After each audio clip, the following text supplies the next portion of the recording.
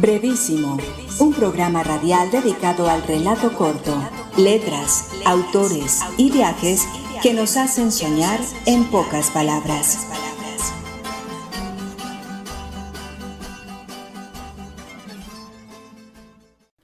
Hola, bienvenidos a una nueva emisión de Brevísimo, un programa dedicado a las formas breves de la literatura. Yo soy Mauricio Montoya y le doy la bienvenida a mis compañeros de mesa. Hoy, teniendo presente la reciente conmemoración de los 30 años del fallecimiento del escritor búlgaro Elias Canetti, conmemoración que se cumplió el pasado 14 de agosto, tendremos un programa especial en el que no solo rendiremos homenaje a su memoria literaria, sino que exploraremos también algunas de sus obras breves, especialmente El testigo oidor y sus apuntes, estos últimos que fueron publicados en diferentes años y con subtítulos particulares. Pero empecemos hablando de El testigo oidor, un texto breve pensado por Canetti como una caracterología de los seres humanos a partir de 50 referentes. Vale decir que Canetti y su obra siempre estarán vigentes en el pensamiento occidental, más ahora que se abren, después de 30 años de su muerte, los archivos que el mismo autor había solicitado se reservaran por esa cantidad de tiempo. Esperaremos con ansias todo lo que revelarán esos documentos.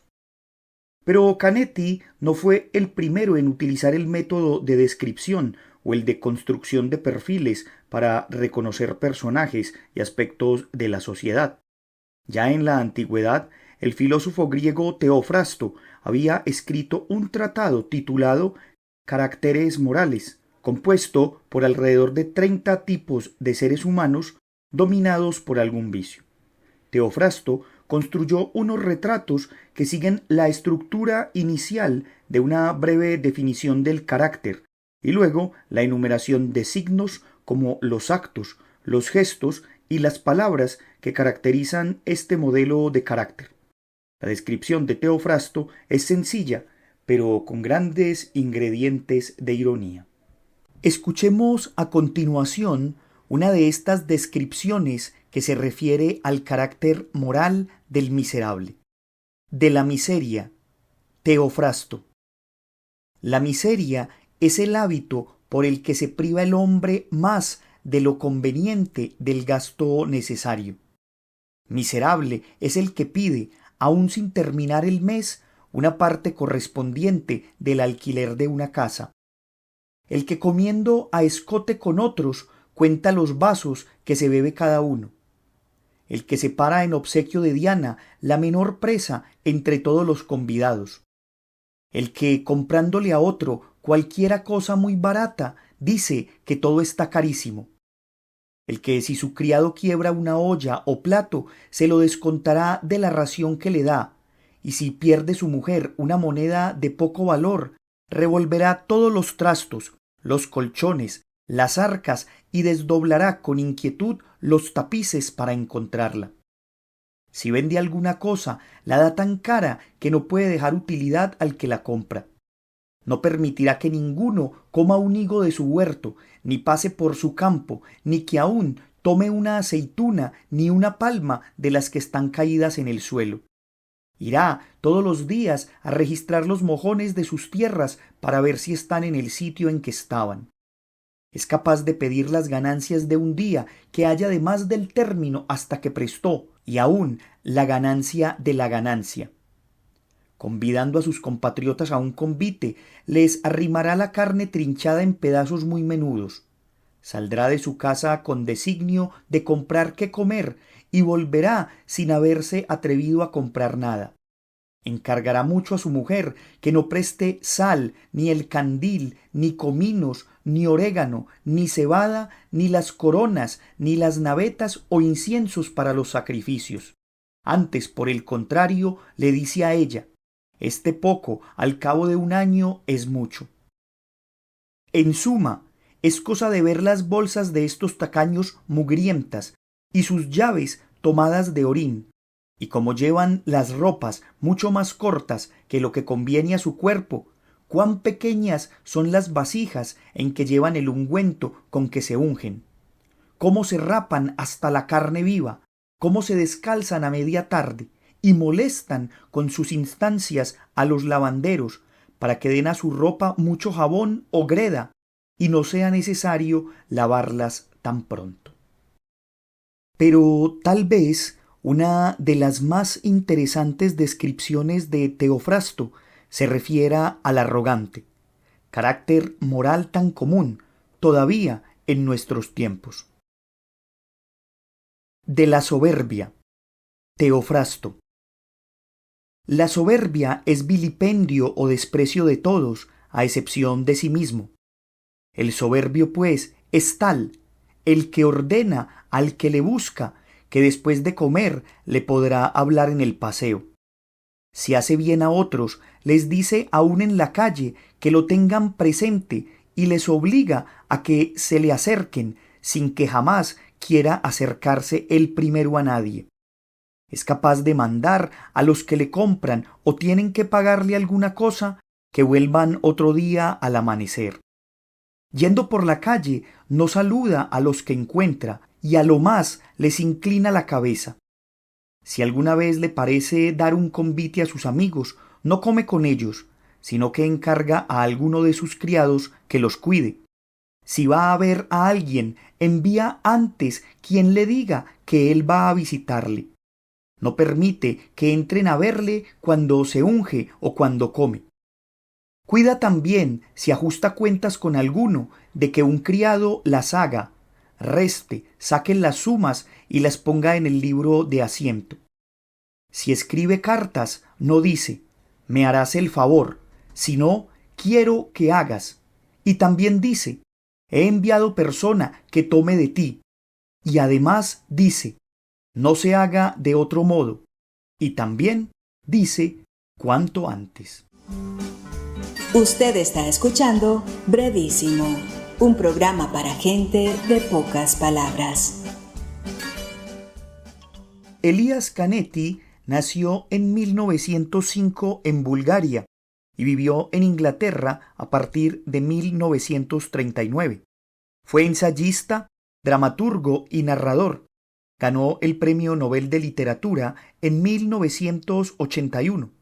Su obra más reconocida es Masa y Poder, publicada en 1960, y de la que el autor dice haberle dedicado 20 años de su vida. En cuanto al libro que nos interesa hoy en Brevísimo de Elías Canetti, El testigo oidor, este fue publicado en 1974 y bien podría leerse hoy como una variedad de perfiles modernos que nos muestran dimensiones del ser humano como ser social e individual. En este trabajo, Canetti utilizó un lenguaje conciso, pero cargado de imágenes que muchos podrían llamar surrealistas. Hay que decir que ya en nuestro programa temático sobre la locura, el cual los invitamos a escuchar, habíamos leído el perfil de la desperfectos. Escuchemos a continuación dos referentes de esta caracterología escrita por Elías Canetti. La inventada, Elías Canetti. La inventada no ha vivido nunca, pero está ahí y se hace notar. Es muy hermosa, aunque de modo distinto para cada cual. De ella se han dado descripciones extáticas. Algunos elogian sus cabellos, otros sus ojos, pero hay desacuerdo en cuanto al color, que va desde un brillante azul dorado hasta el negro más intenso, y eso vale también para el cabello. La inventada tiene distintas tallas y cualquier peso. Prometedores son sus dientes, que a menudo pone al descubierto. El pecho tan pronto se le encoge como se le hincha. Camina, se echa. Está desnuda o fabulosamente vestida. Solo sobre su calzado existen cientos de datos diferentes. La inventada es inalcanzable. La inventada se entrega fácilmente. Promete más de lo que cumple y cumple más de lo que promete. Revolotea, se queda quieta, no habla. Lo que dice es inolvidable. Es descontentadiza, se dirige a cualquiera. Es sólida como la tierra, ligera como un soplo. Parece cuestionable que la inventada sea consciente de su importancia. También sobre eso andan a la greña sus admiradores. ¿Cómo logra que todos sepan que es ella? Claro que a la inventada le es fácil, pero habrá sido así desde el comienzo. ¿Y quién la habrá inventado hasta hacerla inolvidable? ¿Quién la habrá difundido por la tierra habitada? ¿Quién la habrá endiosado y quién la vendería a buen precio? ¿Quién la dispersó por los desiertos de la luna antes de izar en ella su bandera? ¿Quién ocultaría un planeta en densas nubes por llevar su nombre? La inventada abre los ojos y jamás vuelve a cerrarlos.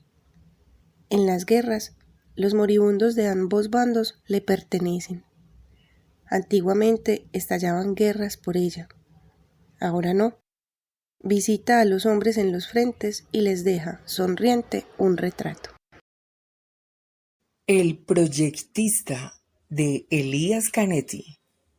En su cartera, el proyectista tiene planes, convocatorias, dibujos y cifras. Los conoce a la perfección. Él mismo saltó prefabricado de su cartera a la vida. Nunca fue engendrado. Ninguna madre lo tuvo encinta. Siempre supo leer y contar. Jamás fue un niño prodigio porque jamás fue un niño.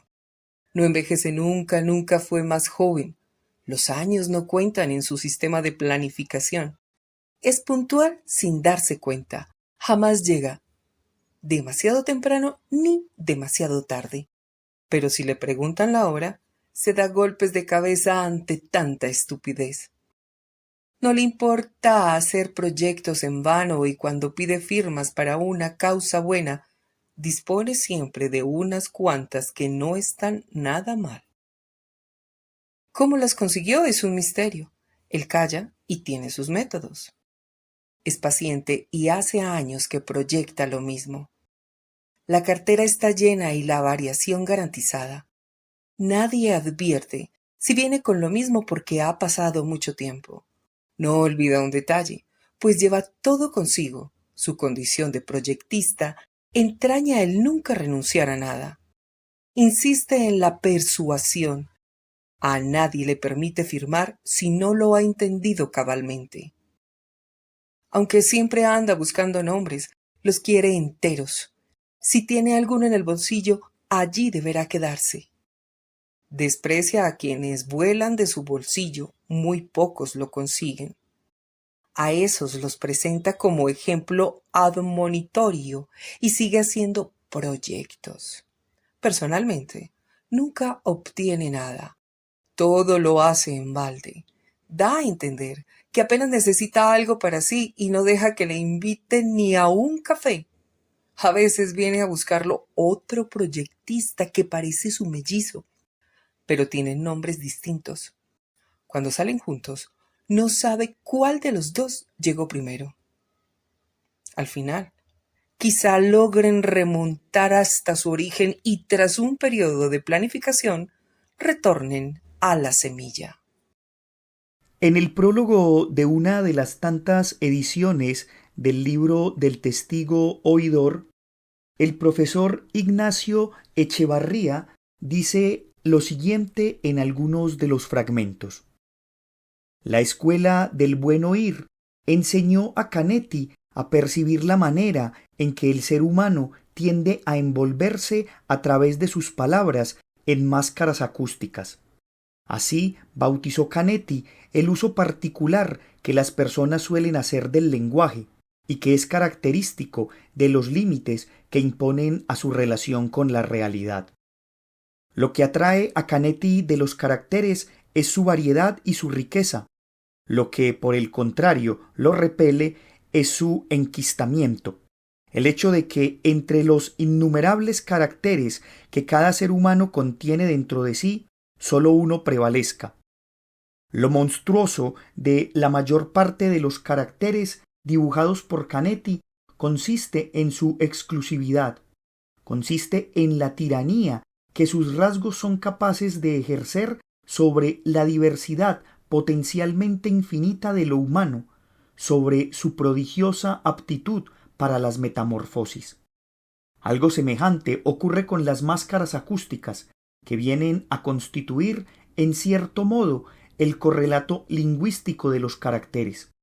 Lo espantoso en ellas es esa firme obcecación con que renuncian a la plasticidad del habla, limitándose a unas pocas palabras y a unos giros lingüísticos determinados.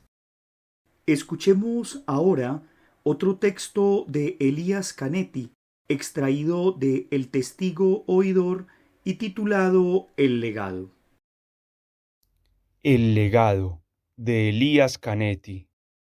El legado vive siempre donde lo utilizan y quiere seguir siendo utilizado. Hay momentos en que no sabe a quién pertenece y espera que se abra un testamento. No bien queda claro quién lo hereda, se torna insustituible. Sabe, por ejemplo, contar, sabe idiomas, puede comprar pasajes, puede cambiar dinero, nunca dice no, durante toda su vida, y ya no es tan joven, jamás ha dicho no. Decir no va contra su naturaleza. Adivina deseos antes de que sus dueños los tengan. Es buen observador. Se diría que vive en el interior de su dueño y lo observa desde dentro. Poco importa quién sea. Él no siente diferencias, siente deseos. El legado nunca ha estado enfermo. La enfermedad le es ajena. Tampoco ha sido interrogado nunca. Tiene piernas y manos, pero carece de apariencia. Jamás habla en casa, solo en el camino, cuando hace algún recado. Lo trae sin decir palabra, lo deja siempre mudo, con los precios, horarios, mensajes y otros datos anotados por escrito, y desaparece al instante. Nadie ha estado aún en su cuarto. Tal vez tenga uno, aunque si lo tiene apenas estará en él, pues se levanta cuando la familia de su dueño está dormida y se acuesta cuando toda la familia ya lo ha hecho. El legado jamás pide un certificado y tampoco lo conseguiría. Como no va a ningún sitio por asuntos propios, no los necesita. Es verdad que come, pero lo hace con mesura y sin causar molestias. Nadie lo ha visto con la boca abierta. Tiene el tino de hacerlo en un rincón, sin ruido. Con disimulo se palpa los dientes. Aún le quedan unos cuantos. Sabe de antemano en qué viajes lo necesitan y se compra por su cuenta otro billete en la clase correspondiente. Traduce con fluidez de otras lenguas y es asombroso oírlo hablar en el extranjero, a él, que en su país permanece mudo.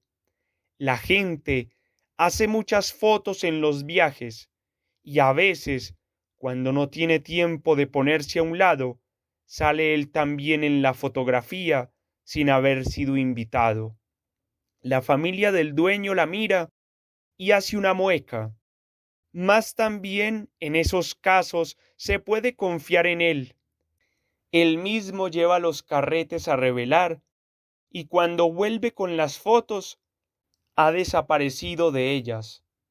¿Cómo lo hace? Es un misterio. No se lo preguntan y él no explica nada. Lo importante es que la familia del dueño queda así en familia y el legado no aparece en ningún sitio. Pero antes de pasar a dar una mirada a los apuntes de Elías Canetti, los invito a escuchar una reflexión del psicoanalista Juan Carlos Castrillón sobre este tipo de caracterologías de las que hemos conversado en este programa. Cordial saludo. Analizar la obra de Teofrasto y Elías Canetti con un acento desde la psicología es darle mucha fuerza a la capacidad que tienen estos dos autores de observar y analizar la conducta de los seres humanos. Y van mucho más allá, logran mostrar el malestar que cada ser humano carga. Retiran ese velo que siempre el ser humano se pone para justificar ciertos actos o para ocultar cierto lado oscuro de su personalidad, de su carácter. Digamos que Canetti da ejemplos muy claros, por ejemplo con el proyectista. El proyectista nunca se es responsable por los numerosos fracasos de sus empresas. Simplemente se mueve en torno a nuevos proyectos, a nuevas ideas, las vende, se vende él mismo como un posibilitador de nuevos proyectos, y el fracaso es algo que no lo preocupa mucho, y mucha gente de pronto puede entrar en su lógica, fracasar, perder dinero, y entonces muestra el otro lado oscuro porque parecería ser un sujeto muy chévere, de muy buenas intenciones. Creo que el autor logra mostrar muy claramente en su escrito ese lado oscuro del proyectista. Para Freud, la literatura era una expresión del inconsciente. Para Freud, el autor era un medio para expresar formas comunes del inconsciente colectivo de la sociedad. Daba mucha relevancia a la literatura y fueron varios textos de literatura y varios personajes que él trató como de analizar para explicar sus conceptos. Hay dos textos de Freud donde él habla un poco de este tema. Uno es El poeta y la fantasía y el otro es Dostoyevski y el parricidio. Lo recomiendo al que quiera ampliar como sobre estos conceptos. Lo interesante de Canetti es que cada uno de sus personajes él los describe muy bien, sus características, el lado positivo y también el lado oscuro. Sin embargo, lo que vemos también, pues por las numerosas imágenes, creo que los esfuerzos y la cantidad de personajes que ambos autores describieron son muchos, y eso muestra un poco lo que para la psicología y para el psicoanálisis especialmente es cierto, y es que eso es una utopía, ya que la impronta caracterológica de cada persona es única. Cada persona tiene ya Lacan lo amplía un poco más. Cada persona tiene una letra con la cual se define, tiene una impronta, digámoslo, una impronta caracterológica que lo hace único. Y eso, digamos, es lo interesante y lo rico de la naturaleza humana. Sin embargo, la literatura y todas estas formas y lo que hace Teofrasto, Elías Canetti, muchos autores, de tener esa tentación, digamos, de hacer una clasificación de los seres humanos, es entretenida, es sabia y nos deja un montón de conocimiento. Usted está escuchando Brevísimo. Lo bueno, si breve, 2 veces bueno. Elías Canetti era un verdadero devorador de libros de filosofía, sociología, historia, antropología y muchas otras áreas más. Su curiosidad y sus reflexiones sobre estas lecturas lo llevaron a comenzar a escribir apuntes o notas sueltas en las que plasmaba sus pensamientos. Estos apuntes terminaron por convertirse en verdaderas sentencias o aforismos que luego hicieron parte de algunos libros como La provincia del hombre, El suplicio de las moscas, El corazón secreto del reloj y 2 colecciones con anotaciones de los años 1973 a 1984 y 1992 a 1993. Elías Canetti admiraba al matemático alemán del siglo XIX Georg Christoph Lichtenberg, esencialmente por su genialidad a la hora de sintetizar los problemas en breves y profundos aforismos. Los apuntes de Elías Canetti son considerados por muchos estudiosos como verdaderos insumos para sus obras extensas. En un libro de apuntes que dedicó a la pintora austríaca Marie-Louise en 1942, aparecen algunos apuntes como estos. Siempre es falso el futuro. Tenemos demasiada influencia sobre él. Los miedos atacan con una regularidad que los vuelve sospechosos. Hay miedos mensuales, miedos semanales, miedos diurnos y miedos nocturnos. Se presentan como si solo estuvieran ahí para marcar el tiempo. El asombro vive de la casualidad. En la ley se asfixia.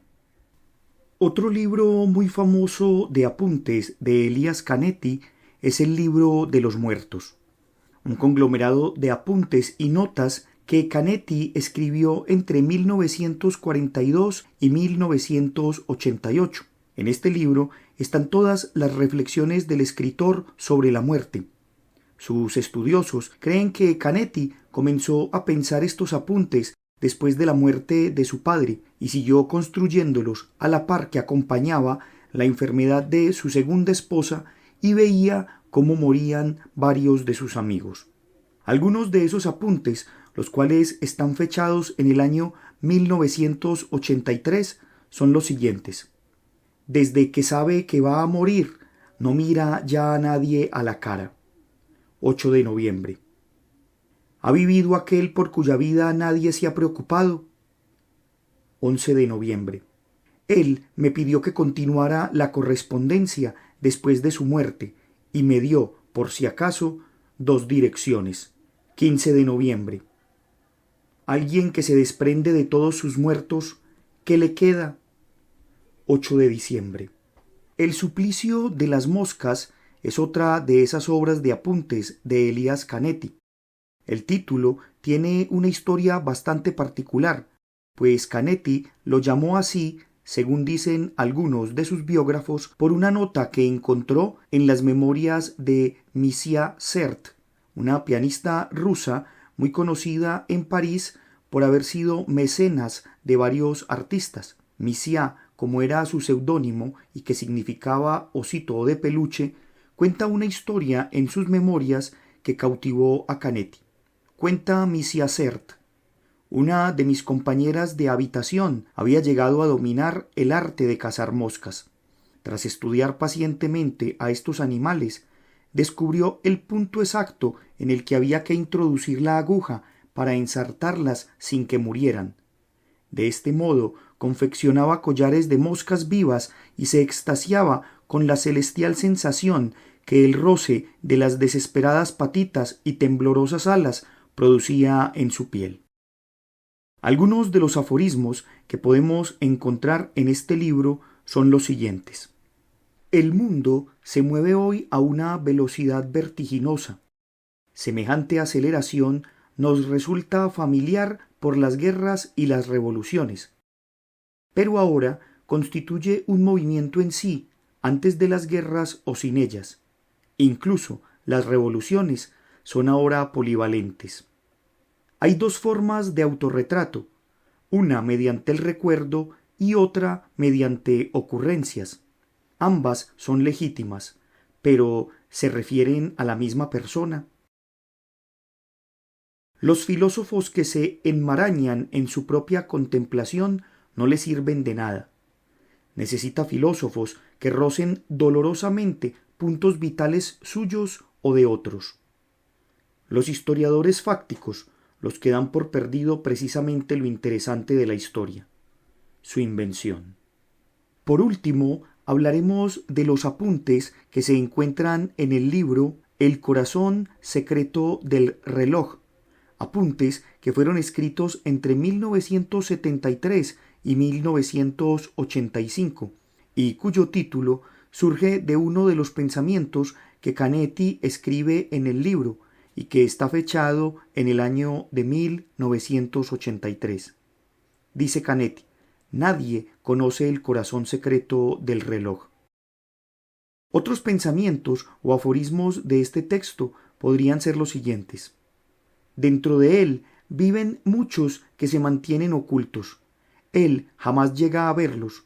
Cuando duerme, ellos entran y salen. En sueños los siente respirar. Ningún poema puede ser la verdadera imagen de nuestro mundo. La verdadera, la aterradora imagen de nuestro mundo es el periódico. Las horas se reducen, cada una es más breve. Uno solo es libre cuando no quiere nada. ¿Para qué querrá uno ser libre? Ninguna muerte ha logrado aún apagar mi odio en los casos en que de verdad he odiado. Quizás también sea esta una forma de no reconocer a la muerte. Con esto entonces terminamos nuestro programa especial de hoy dedicado a la figura de Elías Canetti y a sus obras El testigo oidor y a varios de sus textos de apuntes. Agradezco a todos los que me acompañaron en la mesa con sus voces, Diana, Catalina y Norbey. Un agradecimiento especial al psicoanalista Juan Carlos Castrillón por sus aportes al programa. Agradecemos también a la Universidad Nacional por este espacio que nos brinda, a Jorge Benjumea en el máster y a ustedes los esperamos para una nueva emisión de Brevísimo. Hasta pronto. Brevísimo, un programa radial dedicado al relato corto, letras, autores y viajes que nos hacen soñar en pocas palabras.